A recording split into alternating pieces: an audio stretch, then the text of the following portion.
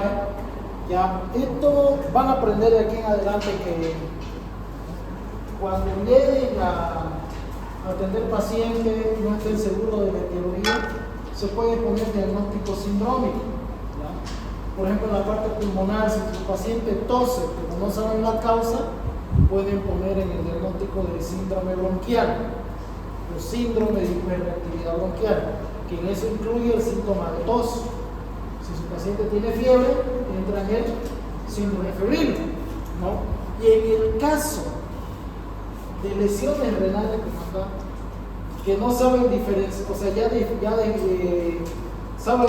no saben diferenciar a cuál de todo tipo de lesiones renales pertenece, entran los síndromes glomerulares, que principalmente son dos: el síndrome nefrótico y el síndrome nefrítico.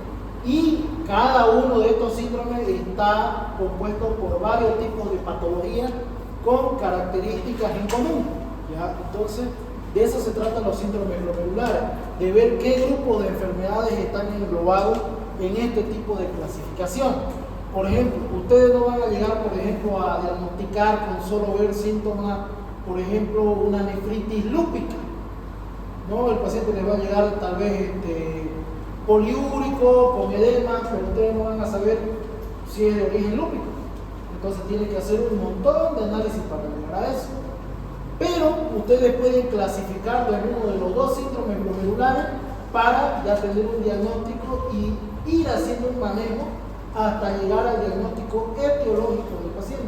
¿Por qué? Porque dependiendo a cada síndrome, también hay un tratamiento empírico que se puede ir realizando hasta que se tenga en cuenta el diagnóstico etiológico para darle un tratamiento directo, ¿no? Bien, concepto. Los síndromes glomerulares son conjuntos de síntomas que resultan del daño a los glomérulos, siendo los principales el síndrome nefrítico y el síndrome nefrótico. En otras palabras, el daño principalmente se va a llevar a cabo en el glomérulo renal. Si recordamos cómo está conformado el glomérulo renal: arteriol aferente, cápsula de Bowman, en su interior el lobilio capilar, dentro hay células que conforman el intersticio que vendría a ser la mácula densa, ¿no? Y los podocitos que se encuentran rodeando al endotelio de estos capilares, ¿no? Que separan con la cápsula de Bowman, que es lo que se encarga de hacer la filtración de orina, ¿no? Bien, vamos con el síndrome nefrítico. El síndrome nefrítico es una de las formas de presentación de las enfermedades glomerulares y se caracteriza por la aparición de hematuria. En este caso puede ser una hematuria franca, muy distinto a otras patologías donde la hematuria es microscópica. En este caso la hematuria es franca, es visible. Oliguria, o sea, orina poco, y daño renal agudo, lo que se manifiesta en disminución abrupta de la tasa de filtrado glomerular. De un rato a otro el paciente, ¡pum!, dejó de orinar y ustedes hacen el cálculo del filtrado glomerular, ¡pum!, disminuye de golpe. Qué sé yo, hoy les ingresó con una tasa de filtrado glomerular de 150 ml y mañana ya está en 30 ml en 24 horas. Entonces eso es bastante, como 20 ml por hora. Entonces eso es una evolución aguda y muy abrupta en este caso. Lo que se manifiesta, disminución de la tasa de filtrado glomerular y la retención de líquido, que a su vez origina edema e hipertensión arterial. ¿Ya? Normalmente estos pacientes, por el daño que se produce en el glomérulo renal, van a empezar a reabsorber sodio, porque se activa el sistema de medida de angiotensina-aldosterona, que su principal función es reactivar sodio y recaptar sodio. El sodio se acumula en el espacio intravascular, arrastra agua y al haber un aumento de volemia va a haber aumento de la presión arterial, ¿no? Entonces por eso se va a caracterizar también estos pacientes, porque empiezan a hacer hipertensión arterial. De la nada, pueden ser pacientes de 19, 20 años sin antecedentes familiares de hipertensión y van a empezar a manifestar hipertensión arterial. Muy parecida a la enfermedad renal crónica, ¿no? Que normalmente tiene hipertensión. La causa más común del síndrome nefrítico es la glomerulonefritis post-estreptocócica. Ahora, ¿en quiénes se presenta más que todo las infecciones por estreptococo? En niños, ¿no? Principalmente en niños. en algunos adolescentes por los anticuerpos que quedan circulando. Entonces va a ser más común en niños, sobre todo en pacientes de 2 a 12 años, y es más común en hombres, ¿no? Esta es una enfermedad mucho más predominante en hombres, ¿no? El síndrome nefrítico. Dentro de otras bacterias o virus que pueden ocasionar el síndrome nefrítico se puede encontrar el estafilococo, neumococo, salmonela, brucela, virus de la hepatitis B, Epstein-Barr, varicela, citomegalovirus, rubiola, malaria, toxoplasmosis rickettsiae y hongo. Entonces, principalmente casi 90% de la causa es postestreptocócica, pero el otro 10% de causa infecciosa es a causa de ese tipo de microorganismos. Enfermedades que se relacionan con el síndrome nefrítico, perdón, aquí un error de typeo. Podemos citar enfermedades sistémicas como el lupus, la endocarditis, abscesos pulmonares, abscesos viscerales, nefritis por cortocircuito, crioglobulinemia. También entran enfermedades renales como glomerulonefritis postestreptocócica, glomulonefritis membranoproliferativa y nefropatía por acumulación de inmunoglobulina A. También entran algunas autoinmunes, algunas autoinmunes como el síndrome de Gutt-Pastur. ¿Alguien se acuerda de patología que es el síndrome de Gutt-Pastur?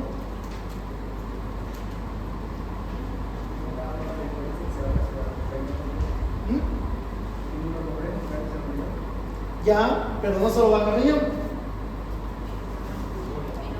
a los pulmones. Entonces, ¿el paciente qué va a manifestar?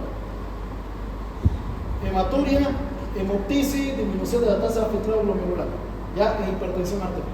Ya, esos son los principales síntomas del síndrome de Gutt-Pastur. Es un tipo de vasculitis, ¿ya? No es muy común, pero es bueno por eso, ¿ya? Entonces, recordemos, los principales síntomas: hematuria, bastante franca, va a haber visión borrosa por aumento de la presión arterial, hipertensión arterial, oliguria, va a orinar poco, aumento de la creatinina en sangre y disminución de la tasa de filtrado glomerular y proteinuria, ¿ya? Pero la proteinuria en este tipo de pacientes con síndrome nefrítico no es muy elevada, ya puede ser que haya aumentado un poco o a veces esté normal, ¿ya? Pero el eje principal es la hematuria y la disminución de la tasa de filtrado glomerular. Bien, fisiopatología. Principalmente, en resumen de todo esto, es porque se forman inmunocomplejos, ¿no? Si recordamos un poco la fisiopatología, tenemos la anatomía del glóbulo renal, tenemos arteriola aferente, nubillo capilar, arteriola deferente, tenemos la cápsula de Bowman y el túbulo colector. Aquí dentro vamos a tener lo que son las células de la mácula densa, que se van a encontrar en el intersticio del glomérulo renal, ¿ya? Y separando el endotelio de la cápsula de Bowman van a estar los podocitos, que son células epiteliales, ¿ya? Entonces, normalmente cuando hay un cuadro infeccioso, sobre todo en el caso del estreptococo piogene, que es el que produce la pielonefritis postestreptocócica, que al haber choque de antígeno en tu cuerpo hay una generación de inmunoglobulinas, sobre todo. En este caso está una inmunoglobulina un anticuerpo que se conoce como antiestreptolicina. Hay de varios tipos. El principal que aparece en este tipo de pacientes es el antiestreptolicina de tipo O. Estas antiestreptolicinas se van a pegar a las células de la mácula densa, a las células glomerulares y a los podocitos. Entonces, cuando hay ese choque de antígeno-anticuerpo, se producen estos anticuerpos. Estas antiestreptolicinas se van a pegar a estas estructuras y como hay una activación de la cascada de la inflamación, va a haber leucocitosis. Entonces, los leucocitos van a venir acá y al reconocer estos anticuerpos que están opsonizando estas células que conforman el glomérulo renal, van a activar el sistema de complemento. Entonces, al activarse el sistema de complemento, ¿qué va a pasar? El endotelio se va a dañar y va a producir fuga capilar. Las células de la mácula densa se van a necrosar, ¿ya? Y por ende, esto va a causar una inflamación generalizada. Si esto pasa en un glomérulo, imagínense en el recto de lo que conforman la corteza renal. Y como se perforan estos glomérulos renales, entonces hay fuga de sangre hacia los túbulos colectores. He ahí la hematuria característica de este síndrome. ¿Por qué? Porque daña directamente al endotelio del glomérulo renal y empieza a haber fuga de este ovillo capilar hacia los túbulos colectores. Ese es uno. Luego, esto es detectado por las células de la mácula densa como una pérdida de volemia. Entonces, esto van a activar el sistema renina, angiotensina, aldosterona. ¿Qué va a producir eso? Que aumente la recaptación de sodio para aumentar la volemia. Entonces, en los vasos sanguíneos, al elevarse el sodio, va a aumentar la volemia y la volemia, por ende, va a producir aumento de la presión arterial, que es característico en este síndrome. Al haber un aumento de la presión arterial, principalmente en este caso por aumento de la presión hidrostática, va a producir, como este glomérulo está lesionado, va a producir que algunas proteínas se fuguen hacia el túbulo colector. Por eso que se va a ver proteinuria en estos pacientes. Pero recuerden, el túbulo conector está todavía íntegro, entonces puede aún filtrar algunas proteínas. Por eso es que no es muy característica la proteinuria en este tipo de pacientes. Pero sí que este paciente tenga sodio elevado, presión arterial elevada y hematuria franca en este paciente. Entonces, esa es la fisiopatología del síndrome nefrítico, ¿no? En resumen de todo esto que hemos puesto aquí, es el resumen de esto. Entonces, se forma el complejo inmune, que estos van a estar circulantes. Es posible encontrarlo en la primera semana de la enfermedad y se sabe que está en relación con la gravedad de la enfermedad. Después del depósito de la membrana basal de estos inmunocomplejos, se activa la cascada inflamatoria liberando interleucina 1, activación de linfocitos T y posteriormente interleucina 2, que son inflamatorias y provocadoras de fiebre, ¿no?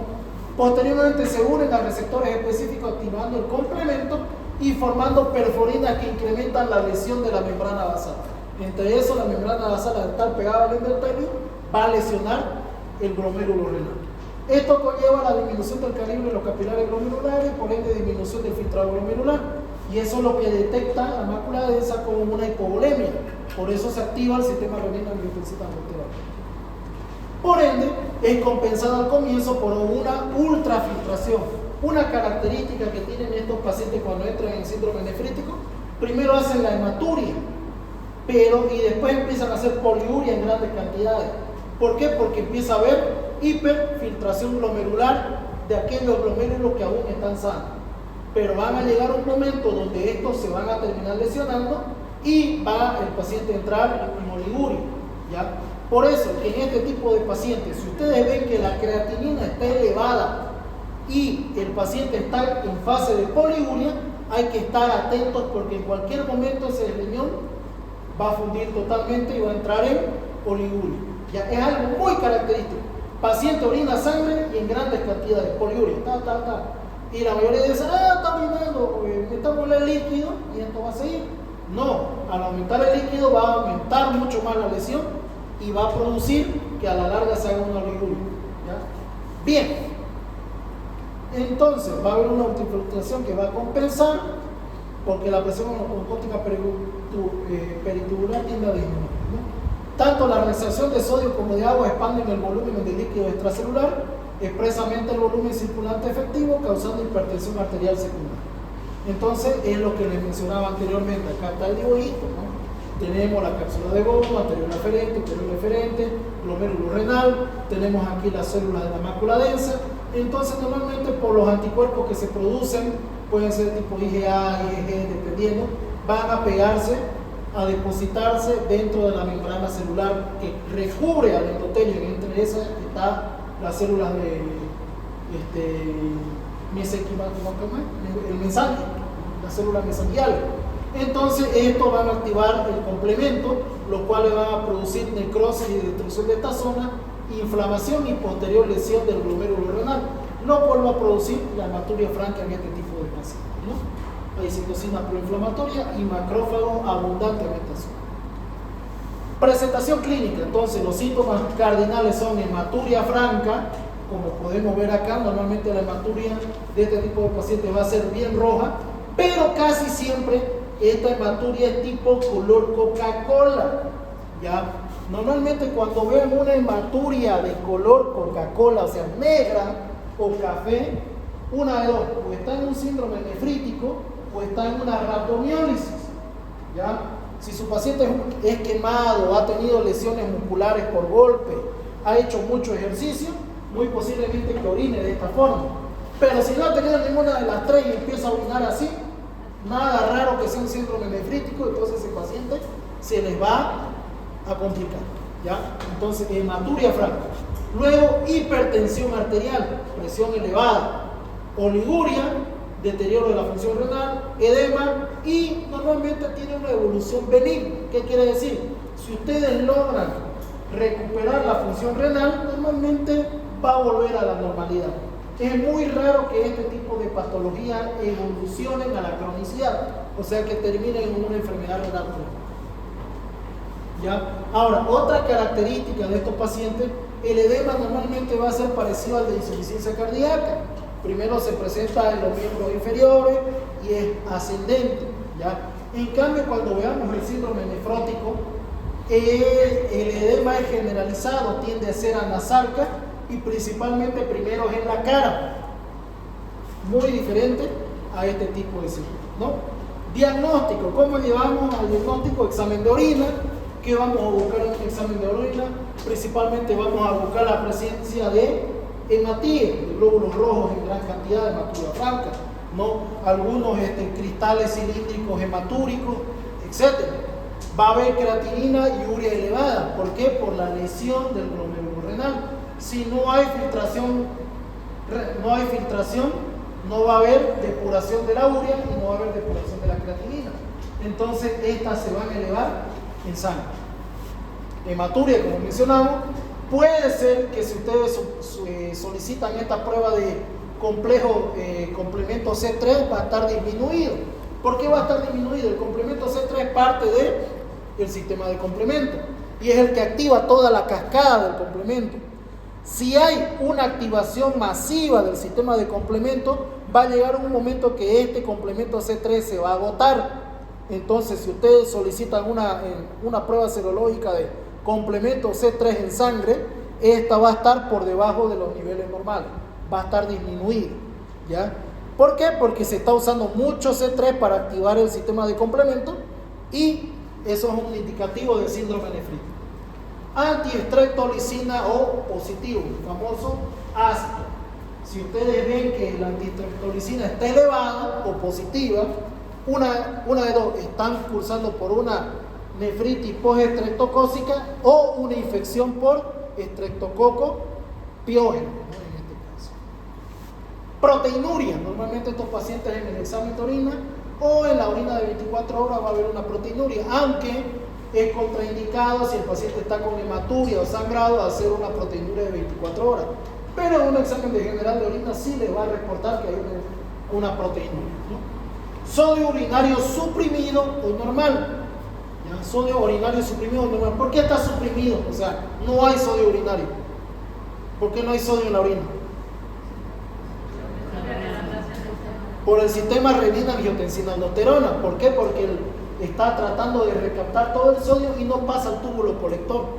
Entonces, por eso el sodio en la orina no va a haber o va a estar muy bajito. Pero si ustedes le hacen sodio al paciente en sangre, va a estar normal o elevada. Van a pillar hipernatemias de 150, 155 y eso con presión arterial asociada. Y otro método de diagnóstico es hacer una biopsia renal. ¿Qué van a buscar en la biopsia renal? Presencia de macrófagos alrededor de la mácula densa, y vamos a encontrar células, vamos a encontrar principalmente macrófagos, lesiones glomerulares, etc., ¿no? Principalmente eso es lo que vamos a buscar en una biopsia renal. Tratamiento, restricción de líquido, ¿no? Hay que tomar en cuenta que mientras más líquido le metamos a ese paciente, más presión arterial va a ser, hipertensión arterial va a ser.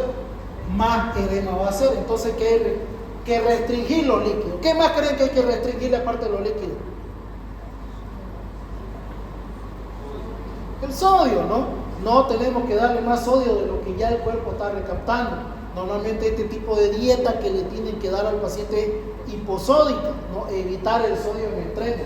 Todo sin sal, absolutamente sin sal al paciente, ¿no? Cocinado con agua y sin sal. ¿Qué más? Corticoides. ¿Por qué creen que vamos a usar corticoides? Para estabilizar la membrana de estos macrófagos que me están produciendo todas las citoquinas inflamatorias, para cortar la activación del complemento, para disminuir la inflamación de esa zona. Entonces vamos a usar corticoides. Podemos usar prednisona. En algunos casos, cuando el paciente ya llega totalmente choqueado, usan metilprednisolona, que es un corticoide de alto espectro que disminuye rápidamente lo que es todos los mediadores inflamatorios, pero produce bastante inmunosupresión. Así que antes de usar una metilprednisolona hay que descartar que haya un cuadro infeccioso de por medio, porque si usted le planta metilprednisolona estando, qué sé yo, con un absceso, con una neumonía, lo van a terminar de liquidar al paciente. Entonces hay que descartar un cuadro infeccioso de por medio. También se puede utilizar inmunosupresores, azatoprima, micofenolato hemofetilo, en el caso que sea a causa de un lupus eritematoso sistémico, metotrexate en algunos casos. Diuréticos de asa. ¿Por qué creen que se usa diuréticos de asa en este caso? Por el gran poder diurético que tienen, van a eliminar en grandes cantidades el líquido. Al disminuir el líquido, disminuir la volemia, va a disminuir la presión arterial. Entonces el paciente va a estabilizar un poco más rápido. Antihipertensivo, IECA y AGA2, ¿no? Para evitar otro tipo de complicaciones y seguir evitando que los glomérulos que aún siguen sanos se dañen por la hipertensión, porque la hipertensión arterial, al aumentar la presión hidrostática, puede lesionar los glomérulos renales sanos y producir un círculo vicioso, desencadenando más síndrome nefrítico. Entonces hay que utilizar antihipertensivos, el IECA y los ARA2. ¿No? Pueden utilizar acá de los IECA enalapril, lisinopril, ARA2 pueden usar los sartán, etc. Si en todo caso la tasa de filtrado glomerular disminuye a menos de 15, diálisis renal, ¿no? Para mantener al paciente estable, depurar lo que es la urea, depurar lo que es la creatinina, ¿no? Eliminar el sodio excesivo que hay en la sangre, ¿no? También para disminuir la acidosis metabólica que va a producirse por la acumulación de urea, hasta que los glomérulos renales desinflamen y empiecen a volver a funcionar. Una diálisis renal momentánea, ¿no? Y bueno, si es producido por infección por estreptococo o algún tipo de otra bacteria, antibiótico, ¿no? Dirigido según el agente que esté produciendo la patología, ¿no? Bien, ¿me dejé entender? Síndrome nefrótico. El síndrome nefrótico es un trastorno de los glomérulos en el que secreta cantidades excesivas de proteínas en la orina. ¿Cuál era el principal del nefrítico? Hematuria. En este va a ser proteinuria. En el otro había proteinuria, doctor, sí, pero en este va a haber en cantidades industriales. Ya vamos a ver una característica de estos pacientes. Es más común de los síndromes glomerulares. Si hablamos entre nefrótico y nefrítico, el nefrótico es el más común, ¿ya? Si bien ocasionalmente este se autolimita, la gran mayoría sigue un curso crónico con afección variable de la función renal. Muy distinto al anterior, si ustedes no lo logran controlar a tiempo, puede acabar en una enfermedad renal crónica porque la lesión de los glomérulos es irreversible. Esta entidad clínica se va a caracterizar por proteinuria, normalmente mayor a 3 a 5 gramos en 24 horas, hipoalbuminemia menor a 3.5 gramos de decilitro, va a haber baja proteína en sangre, edema, principalmente anasarca, como ven aquí en la foto, tienden a ser de origen facial, Si alguna vez escuchan uno de sus pacientes, doctor, amanezco con la cara hinchada en la mañana, puede ser un síndrome nefrótico, ¿ya? Que a diferencia del nefrítico es de intabulación aguda. El nefrótico puede ir más paulatinamente y va empeorando con el pasar de los días, ¿ya? Entonces esa es una característica.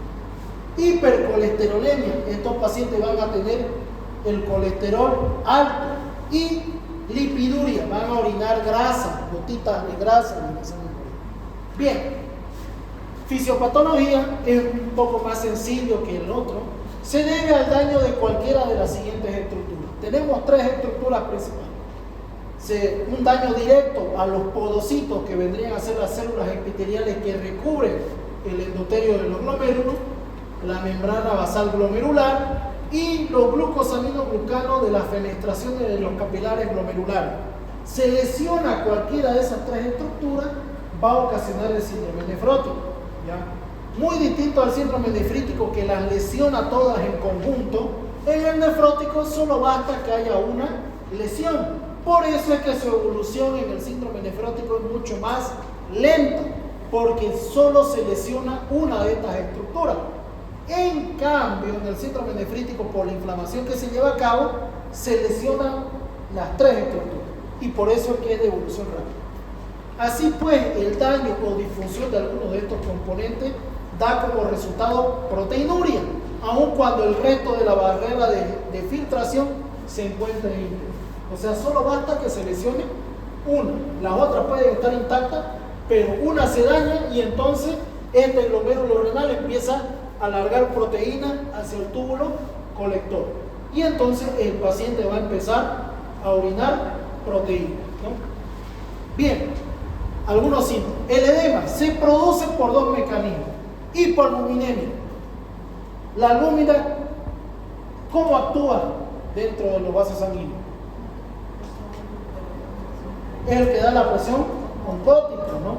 ¿Y qué hace la presión oncótica? Mantiene los líquidos, en este caso el agua, dentro del espacio vascular. Si disminuye la albúmina, ¿qué va a pasar con el agua?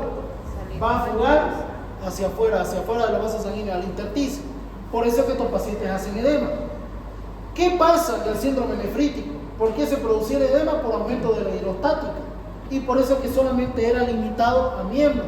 En cambio, este va a llegar a la nasarca de manera rápida, porque como está encargado de la presión oncótica, va a fugar todas las proteínas, y por más que el paciente active el sistema renina-angiotensina-aldosterona, su cuerpo active el sistema renina-angiotensina-aldosterona, todo el agua que recapte se va a fugar al tercer espacio y va a producir edema generalizado, ¿no? Aparte de eso, va a producir natriuresis con retención de sodio sérico. Al comienzo, por la lesión, va a escapar un poco de sodio. La mácula densa lo detecta con hipovolemia, ¡pum!, activa el sistema renina-angiotensina-aldosterona y se corta la natriuresis igual. Pero al acumularse el sodio, va a recaptar agua. Pero como la presión oncótica no puede mantener el agua dentro del espacio vascular, se va a fugar y se da el edema mucho más rápido que en el nefrítico. ¿Me entendieron, no? Bien. Dislipidemia. En el síndrome nefrótico existe una depuración excesiva de diferentes proteínas plasmáticas, como las lipoproteínas de alta densidad, el lecitincolesterol acetiltransferasa, la cual se encuentra involucrada en la síntesis de las primeras, por ejemplo de las HDL. Además, debido al efecto de baja presión oncótica del plasma, la síntesis hepática de lipoproteína de baja densidad se encuentra incrementada. Entonces estos pacientes van a dejar de producir HDL y van a producir LDL. ¿Qué hace el HDL? Evita que el colesterol se empiece a prender en la membrana basal del endotelio de los vasos sanguíneos y evita que se formen los ateromas, ¿no es cierto? En cambio, en estos pacientes con LDL va a disminuir el HDL y va a subir el LDL. Entonces eso va a predisponer a que el paciente pueda hacer eventos de ateromatosis de manera aguda. Entonces un riesgo de estos pacientes, ¿cuál es? Hacer síndrome coronario, ¿no? Entonces hay que tener mucho en cuenta eso. Estado de hipercoagulabilidad se debe al desequilibrio entre factores coagulantes y anticoagulantes. Por ejemplo, si hablamos de los coagulantes y anticoagulantes, el factor de von Willebrand, antitrombinador, y el fibrinógeno, que es una proteína plasmática. Estos se van a eliminar por la orina porque son proteínas, ¿no? Y al orinarse van a predisponer a la anticoagulación. Pero doctor, usted no dijo que más bien aumenta la hipercoagulabilidad. Ahí está el detalle. Se lo voy a dibujar acá. Tenemos el vaso sanguíneo. Entonces, la estabilidad para que se mantenga la viscosidad de la sangre, gracias a los factores coagulantes y anticoagulantes. Pero como estos empiezan a fugar al tercer espacio, ahí al comienzo va a producir que no haya coagulación sanguínea. Pero recuerden qué más pasa dentro del vaso sanguíneo. Este paciente está empezando a botar volemia al comienzo, empieza a orinar al comienzo, una fase de poliuria, antes de entrar a la oliuria. Entonces, al botar grandes cantidades de líquido, va a haber una hemoconcentración. La hemoconcentración va a aumentar el hematocrito. ¿Qué quiere decir? Que va a haber más elementos formes que elementos líquidos dentro del plasma sanguíneo. Y no solo eso, como todo el agua está saliendo por los vasos sanguíneos, va a aumentar el hematocrito. Al aumentar el hematocrito va a facilitar que los elementos formes de la sangre lesionen el endotelio y se produzcan coágulos en estos pacientes. Porque si recordamos la triada de Virchow, ¿por qué se debe? Hipercoagulabilidad, éstasis venosa y daño endotelial. Entonces, ¿cuál creen que se produce acá? Daño endotelial y en parte, sobre todo en miembros inferiores, éstasis venosa. ¿Por qué? Porque como todo el agua del vaso sanguíneo se fuga hacia el tercer espacio, va a aumentar el hematocrito sanguíneo.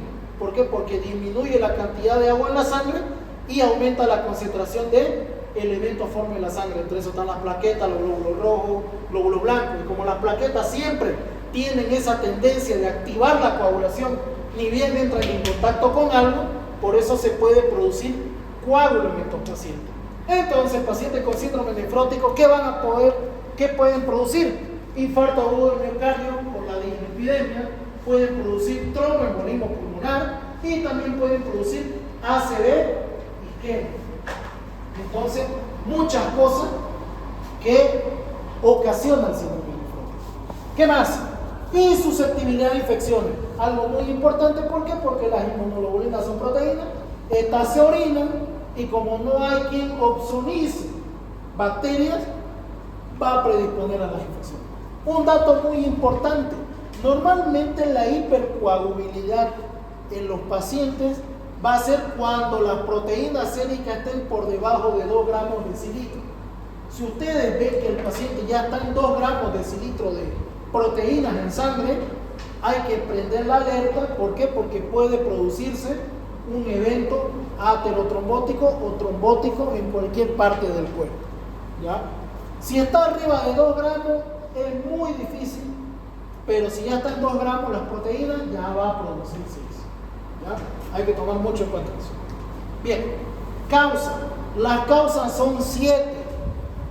Glomerulopatías primarias, glomerulopatías secundarias, por fármaco, autoinmune, patologías obstétricas, infecciones y síndrome hereditario. Si hablamos de las glomerulopatías primarias, glomerulosclerosis focal y segmentaria, glomerulonefritis. Ya, si hablamos de glomerulopatías secundarias, a causa de diabetes, amiloidosis, crioglobulinemia, hepatitis B y C crónica, fármacos por el uso de AINE, que es lo más común en fármacos. Después entran las sales de oro. Hay unas sales de oro que se utilizaban antiguamente para el tratamiento de artritis reumatoidea. ¿Ya? También está el mercurio, litio, bismuto, plata, penicilamina, probenecid, rifampicina y algo irónico, el captopril. Por eso es que el captopril no entra como tratamiento de uso prolongado para hipertensión arterial. Más que todo está como tratamiento de crisis hipertensiva. Por eso es que ustedes, su cardiólogo, el captopril no se lo va a dar para que tomen cada 12 horas. Solamente se lo va a dar en caso que ustedes tengan una urgencia o emergencia hipertensiva. ¿Ya? No es por esa es la razón por la que no se da de uso prolongado. Autoinmune, lupus eritematoso sistémico, artritis reumatoidea, vasculitis. Patologías obstétricas, preeclampsia, que es algo muy común. Normalmente las mujeres que sufren de preeclampsia, aparte de tener hipertensión arterial, van a tener proteinuria. Entonces ya tienen un síndrome nefrótico establecido, que eso puede ir aumentando si no se controla. Por eso en este tipo de pacientes les dan antihipertensivos, ¿no? Y también van haciendo controles de consumir sodio, deje de consumir lo que son alimentos grasos, etc. No se pueden dar fenofibrato ni estatina en estos pacientes por el hecho que están embarazadas y pueden causar más daño. Infecciones, glomerulonefritis y VIH, ¿no? Pueden ser algunas de las causas. Síndrome hereditario, síndrome de Alport, enfermedad de Fallot. Bien, diagnóstico. Proteinuria de 24 horas se puede hacer en estos pacientes, ¿ya? Y algo característico aquí en la orina. Una orina que está rica en proteínas va a ser una orina espumosa. Imagínense su guardia en su fiesta que van a tener de fin de semana y no se las hicieron así inclinaditas, se las sirvieron de golpe y así toda espumosa y que rebalsa, lo mismo pasa. Imagínense una guardia súper fría y espumosa, así la van a ver. La orina con proteinuria. Algo muy característico, por ejemplo, los renales crónicos, cuando ustedes siempre le va a decir al paciente, doctor, estoy orinando harto, pero da la casualidad que hace harta espuma. A la miércoles está en enfermedad renal crónica estadio 3B. El estadio donde hay más poliuria y mayor proteinuria. Cuando está en ese estadio, la evolución a estadio 4 y 5 es casi inevitable. Ahora, si está en una 3A, le va a decir, doctor, orino bastante. ¿Y cómo estás? ¿Con espuma? ¿Sin espuma? Normal, apenas poquita espuma. Entonces, ya, no está orinando mucho y está más que seguro semiológicamente en un estadio 3A. Entonces, esa todavía más benigna. Datos semiológicos que le va a servir a los días. Bien, examen general de orina que van a encontrar. ¿Pueden encontrar hematuria? Sí, ¿por qué? Porque se lesiona la membrana basal, pero va a ser menos franca que en el síndrome nefrítico. Aquí puede ser que haya hematuria microscópica, pero no macroscópica como en el síndrome nefrítico. Sedimento urinario, pueden encontrar cuerpos ovales o gotitas de grasa dentro de la orina por el aumento de lípidos en sangre. Hipoalbuminemia, algo muy importante. Lípidos elevados, hipercolesterolemia con LDL elevado. ANA y ANCA, si ustedes sospechan que el paciente tiene un paciente con lupus, artritis reumatoidea y tiene signos y síntomas de síndrome nefrótico, le pueden pedir anti-DNA, que es para lupus, y ANCA, que es para vasculitis. Ya todos los ANCA son para diagnosticar varios tipos de vasculitis, ¿ya? Y bueno, una biopsia renal por si están en un lugar de alta complejidad y quieren dar un diagnóstico más efectivo, ¿no? El tratamiento, dieta baja en sodio y alta en proteína, aunque eso es un tanto controversial en algunos casos. ¿Por qué? Porque dicen que cuando se consume más proteína en algunos pacientes, sobre todo cuando están con disminución de la proteína en sangre con menos de 2 gramos decilitro, es más recomendado que en los estadios iniciales. Si el paciente tiene 2 gramos decilitro de proteínas en sangre, está indicado la dieta alta en proteína. Pero si no, si ustedes logran cortar el ciclo, se puede evitar que haya una decaída en las proteínas. Entonces normalmente hay que individualizar, no se dan todas, ¿ya? Luego, albúmina humana, igual individualizar. ¿Por qué? Porque normalmente estos pacientes van a tender a orinar todas las proteínas al comienzo. Y el problema con la albúmina humana es que se podría decir, es un insumo médico bastante caro. Cada frasco cuesta 500 bolivianos y tienen que utilizar de 3 a 2 al día. Imagínense las etapas iniciales donde hay bastante poliuria en estos pacientes. Al haber poliuria, hay proteinuria, entonces ustedes le van a dar la albúmina, la va a orinar. Van a dar la albúmina, la va a orinar. Normalmente está indicado dar igual cuando las proteínas están menores a 2 gramos decilitro. Y se recomienda el uso de diuréticos conjuntos, no solamente para elevar la cantidad de albúmina en sangre, sino también para disminuir los edemas, porque al aumentar la albúmina en sangre, aumenta la presión oncótica, va a quedarse el agua dentro de los vasos sanguíneos y usan diurético y van a jalar del tercer espacio hacia afuera. Entonces hay que utilizar albúmina en conjunto con diurético. Ahora, entre los diuréticos, si está en fases iniciales, qué sé yo, solamente hay 3 gramos de cilindro de proteína en sangre, pueden usar diuréticos tiacídicos, que son ahorradores de potasio y excretores de sodio, que es el problema. O cuando ya están en un estadio muy avanzado, el edema es muy grande, que ya está produciendo incluso derrame pleural, edema agudo del pulmón, hay que utilizar diuréticos de asa como la furosemida. Estatinas, ¿no? Atorvastatina, rosuvastatina, ¿para qué? Para disminuir el riesgo de evento aterotrombótico, disminuir el LDL, hasta que se normalice la función renal.